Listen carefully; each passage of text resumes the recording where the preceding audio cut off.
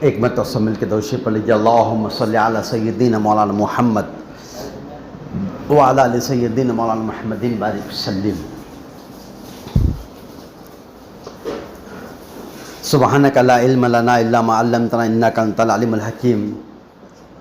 نحمدہ ونصلی علی رسولہ الکریم، اما بعد۔ فاعوذ باللہ من الشیطان الرجیم،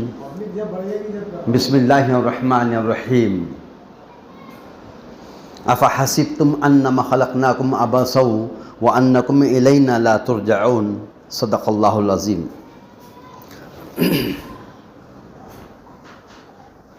محترم بزرگوں اور دوستو، کائنات کی ساری چیزیں جو نظر آ رہی ہے وہ انسان کی خدمت میں لگی ہوئی ہے۔ کائنات کو جو سجایا گیا، جو بنایا گیا، اور جتنی چیزیں اس میں پیدا کی گئی ہے، وہ ساری کی ساری چیزیں ہم سب کی خدمت کر رہی ہیں، اور خدمت کرنے میں کبھی وہ نافرمانی نہیں کرتی۔ انسان کی زندگی گزارنے کے لیے سورج اس کا ایک بہت بڑا حصہ ہے، اور جب سے اللہ نے کائنات بنایا، سورج کو بنایا ہے، یہ انسان اس سے نفع اٹھا رہا ہے، لیکن سورج نے آج تک کبھی نافرمانی نہیں کیا کہ اللہ بہت سالوں سے تیرا میں حکم مانتا ہوں، آج تھوڑی نافرمانی کر ہی لیتا ہوں۔ ایسا ہوا آج تک؟ نہ چاند نے نافرمانی کیا ہے، نہ سورج نے، نہ ستاروں نے، نہ سیاروں نے، نہ دریا نے، سمندر نے، نہ زمین نے، نہ آسمان نے، کسی کی طاقت نہیں، کسی کی ہمت نہیں ہے کہ وہ اللہ کے حکم کو توڑ دے، یا ایک سیکنڈ ہی جو ہے تو اس کی غفلت کر دے، یا ایک لمحے پل کے برابر بھی کر دے۔ ایسا نہیں ہو سکتا۔ ساری مخلوق اللہ سے ڈرتی ہے، اس کے حکم کو پورا کرنے کے لیے بے چین رہتی ہے، اس کے حکم کی پابند رہتی ہے، اس کے انتظار میں ہوتی ہے کہ میرا رب نے مجھے جو حکم دیا ہے اس کو کس طریقے سے اچھے طریقے سے انجام دے دوں، کیونکہ وہ جانتے ہیں کہ ہمارا پیدا کرنے والا خالق مالک اللہ ہے۔ لیکن انسان اتنا بے ڈر ہے کہ اس میں ہمت ہے، اس میں جرات ہے، اس کے اندر جو ہے اتنا دم ہے کہ وہ کھلم کھلا اللہ کے حکم کو توڑ ڈالتا، اور پھر بھی اللہ محبت کی وجہ سے اس کو برداشت کرتے ہیں، نرمی کے ساتھ لیتے ہیں، محبتوں کے ساتھ لیتے ہیں، رحم اس پہ فرما دیتے ہیں، اس کے قصوروں کو، اس کی غلطیوں کو، اس کی کوتاہیوں کو اللہ نظر انداز کر دیتے ہیں، اور یہ سمجھ رہا ہے کہ کچھ نہیں ہو رہا ہے۔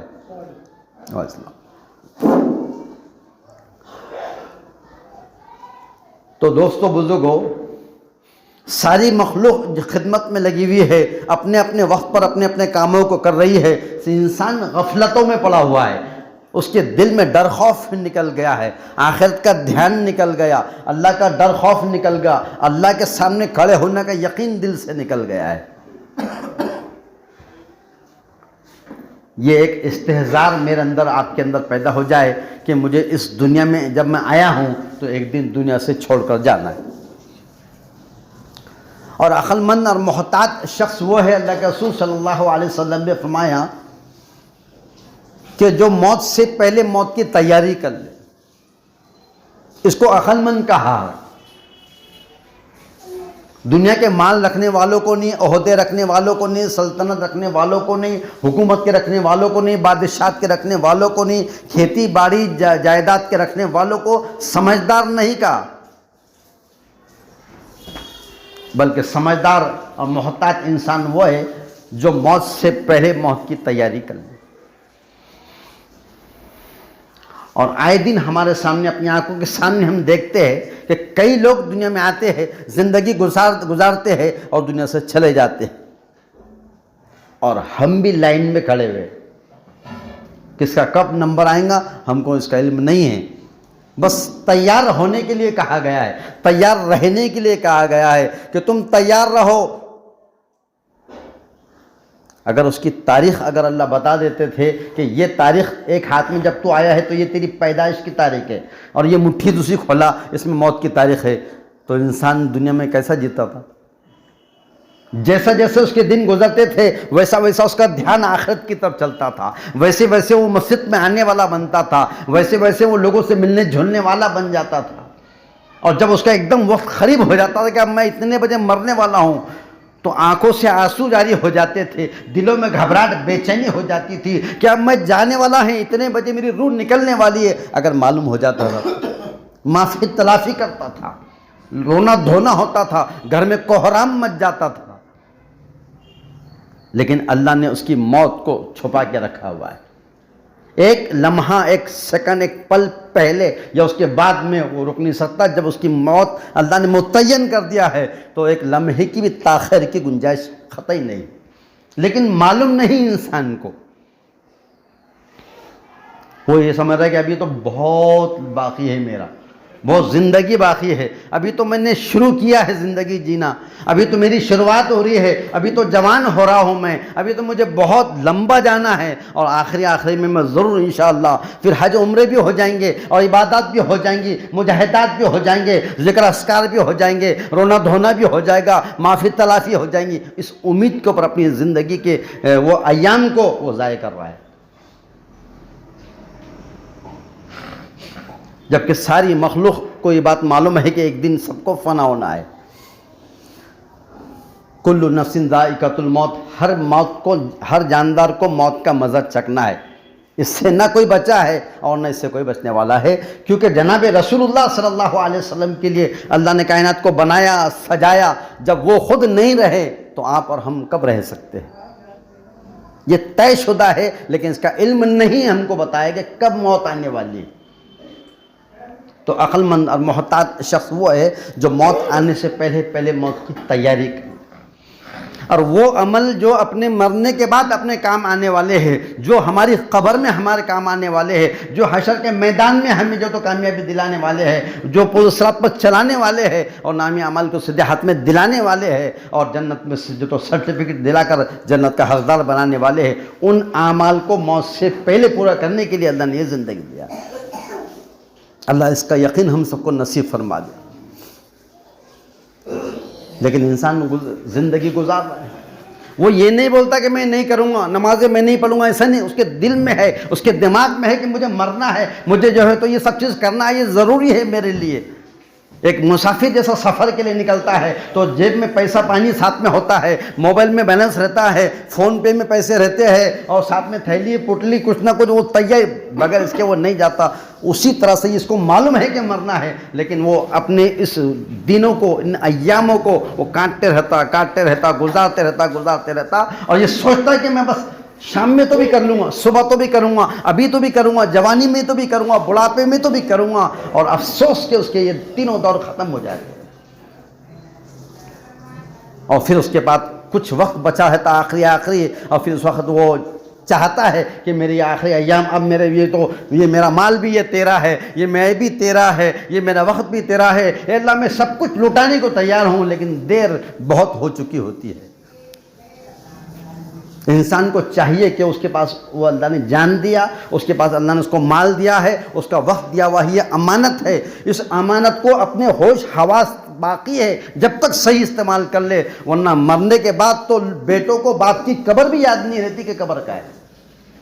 کئی لوگ ایسے ملیں گے آج بھی گنج شیدہ مسجد کے اندر جا کے دیکھے، ان سے پوچھو کہ وہ کوئی مہمان آ جاتا ہے، اور بھئی ہمارے جو تو ان کو معلوم پڑا تمہارے والد صاحب کا انتقال ہوا، ذرا چلو بڑا قبر پہ زیارت کر کے آئیں گے، تو دوسرے کی قبر پہ فاتحہ پڑھاتا ہے جا کے۔ جس باپ نے اس کو پیدا کیا، کھلایا پلایا، چھوٹے سے بڑا کیا ہے، اس باپ کی قبر بھی اس کو یاد نہیں ہے، فرصت ہی نہیں ہے نا،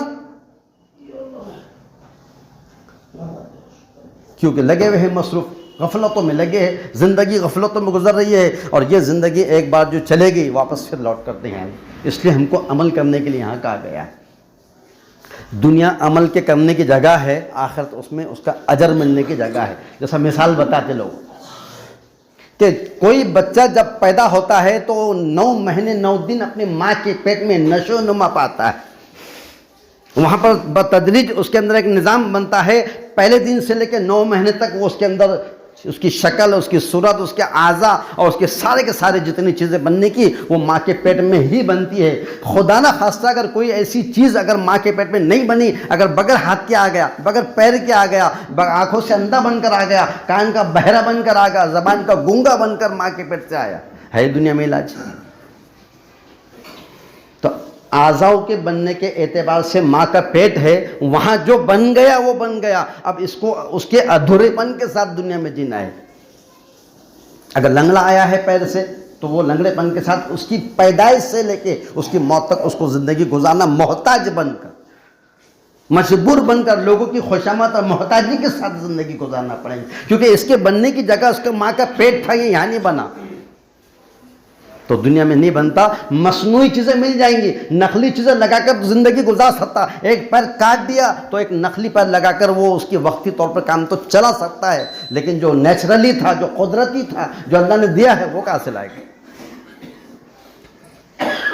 تو جو چیزیں اس کی ماں کے پیٹ میں بننے والی تھی، وہ ماں کے پیٹ میں اگر بن گئی تو یہ صحیح سلامت بن کے نکلے گا، اور اگر یہ چیز وہاں نہیں بنی تو اس کے نہیں بننے کی کمی اس کو زندگی بھر لائے گی، محتاج بنا کے زندگی گزارنا پڑے گا۔ اگر آنکھ ماں کے پیٹ میں بننے والی تھی اور ماں پیٹ سے ہی نابینا پیدا ہو گیا ہے تو لوگوں کے کاندھے پہ ہاتھ رکھ کر اس کو زندگی گزارنا پڑے گی، محتاجی کی زندگی گزارنا پڑے گی، کیونکہ یہ آنکھوں کے بننے کی جگہ ماں کا پیٹ تھا، یہ وہاں نہیں بنی تو دنیا میں کبھی نہیں بننے والی، اور اسی کمی کے ساتھ اس کو اپنی زندگی گزارنا پڑے گا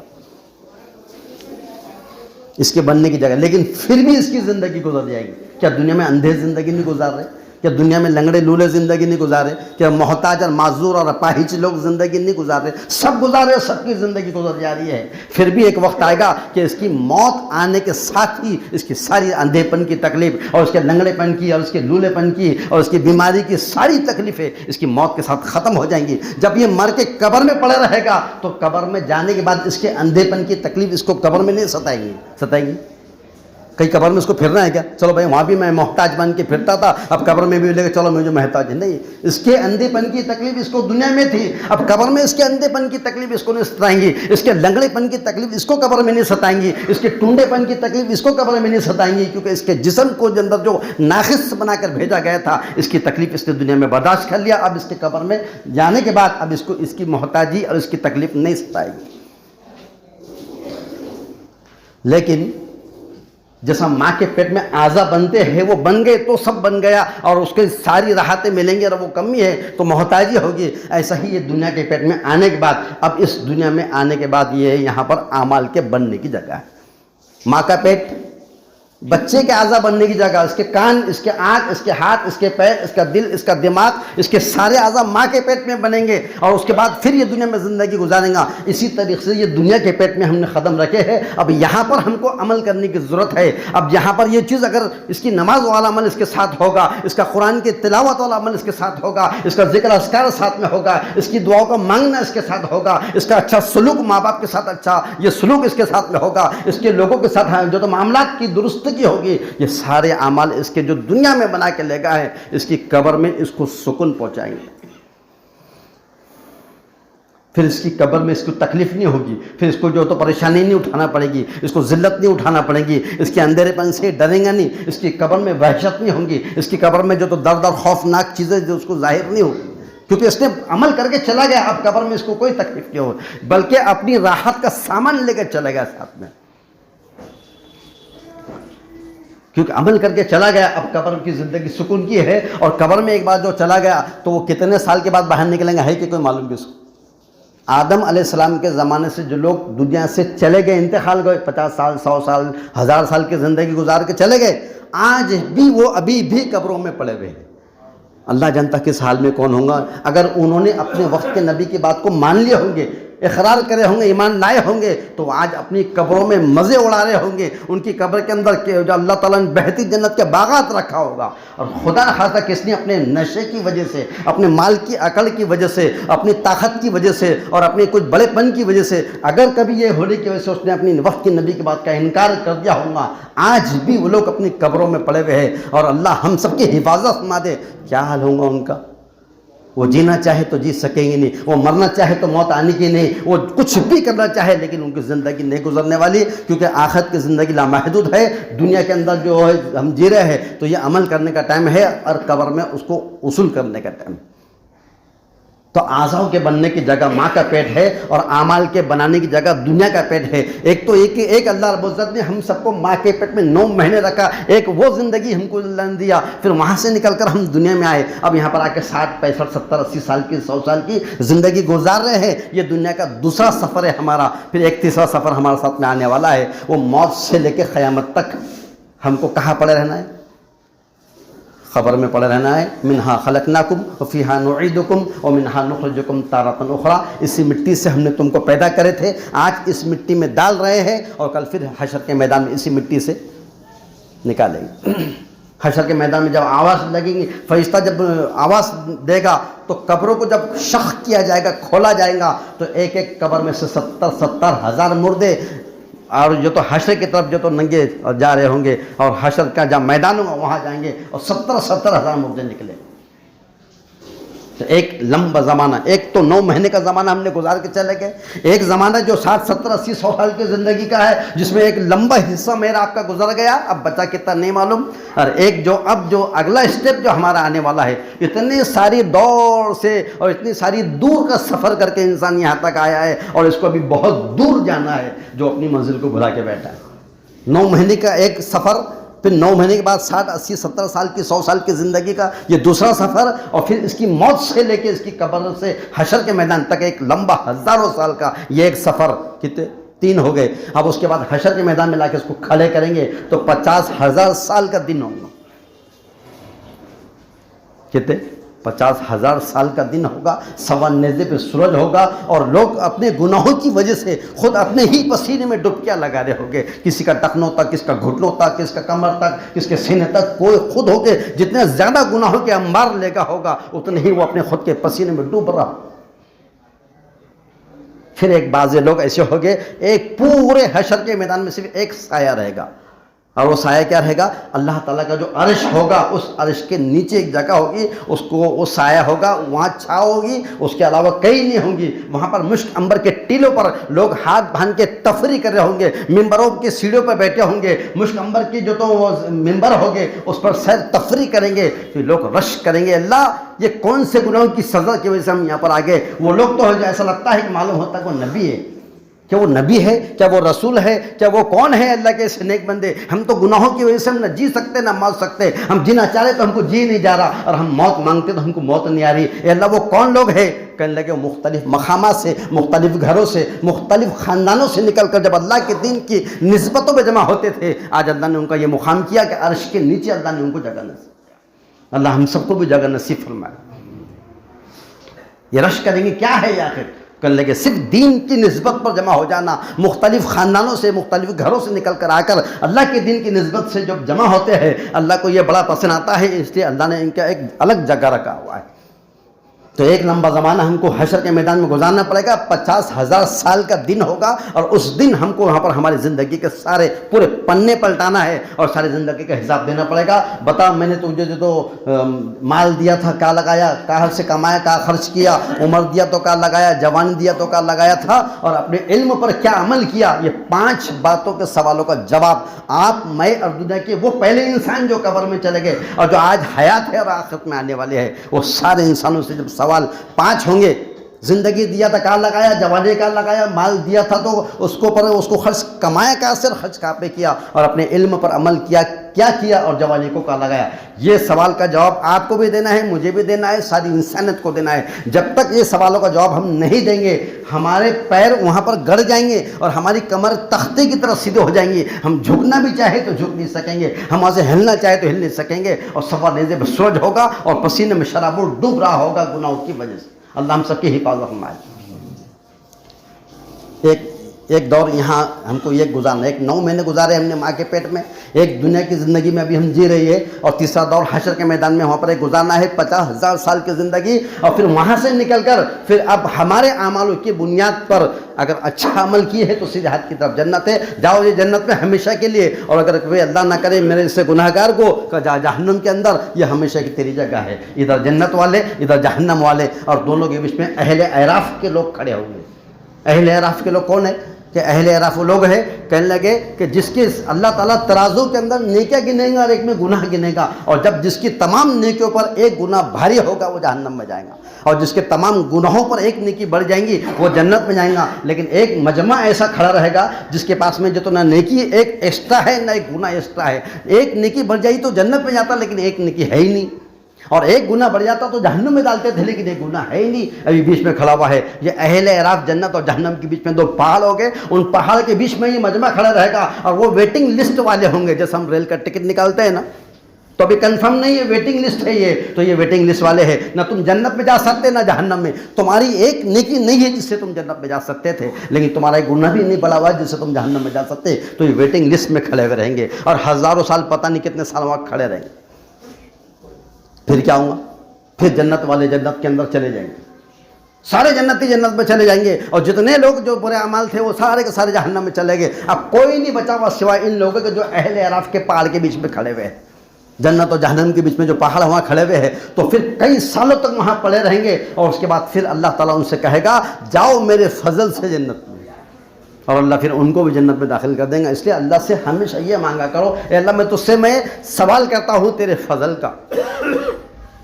کیونکہ فضل کے بغیر کوئی آدمی لاکھ نیکی لے کر جائے، کروڑ لے کر آ جائے، کتنی بڑی تہجد گزار کا پڑھنے والا ہو، کتنی دین کی محنت کرنے والا ہو، کتنا بڑا دنیا کے اندر عہدہ مرتبہ رکھنے والا ہو، جب تک اللہ کا فضل اس پہ نہ ہو جائے تو وہ بچ ہی نہیں سکتا۔ ایک شخص جو ہے تو 500 سال تک اللہ کی عبادت کرتے، اللہ والے تھے، 500 سال تک شریک عبادت کرے، نافرمانی ذرا بھی نہیں کرے، جب انتقال ہوگا تو انتقال کے بعد میں جب پیشی ہوئی اللہ نے کہا کہ جاؤ میرے فضل سے جنت میں، تو کہنے لگے اللہ تعالیٰ تیرا فضل تو شرابی پہ، کبابی پہ، زانی پہ، گناہگار پہ، چور پہ، اور یہ سارے گناہگار پہ ہوتا تھا، میں نے 500 سال عبادت کر، اللہ فضل تو اس پہ ہونا، میرے پہ کیا، کہ میری تو عبادت لے کر آیا نا میں نے۔ تو اللہ کیا کہیں گے؟ فرشتوں سے کہیں گے اس کو جہنم کا ایک راؤنڈ دے کے لاؤ، ڈالنا مت، صرف راؤنڈ دے کے لائیں گے تو پانی پانی کریں گا، تو پانی کا گلاس پیش کریں گے، لیکن کہیں گے 500 سال کی عبادت دینا پڑیں گے، تو وہ دے دیں گے پانی، 500 سال کی عبادت، تو بولیں گے میں نے ہوگا ایک گلاس پانی میں 500 سال کی عبادت ختم۔ اب اس کے بعد بولیں گے کہ اب بول اب جنت میں جاتا کہ جہنم میں، کہ اللہ اب تیرے فضل سے ہی جنت میں جاؤں گا، اللہ اس کا یقین نصیب فرمائے، عمل کرنے کی توفیق عطا۔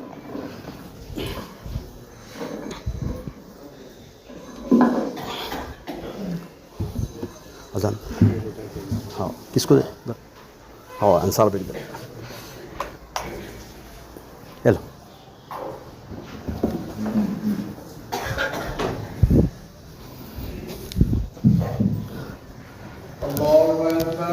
الله أكبر الله أكبر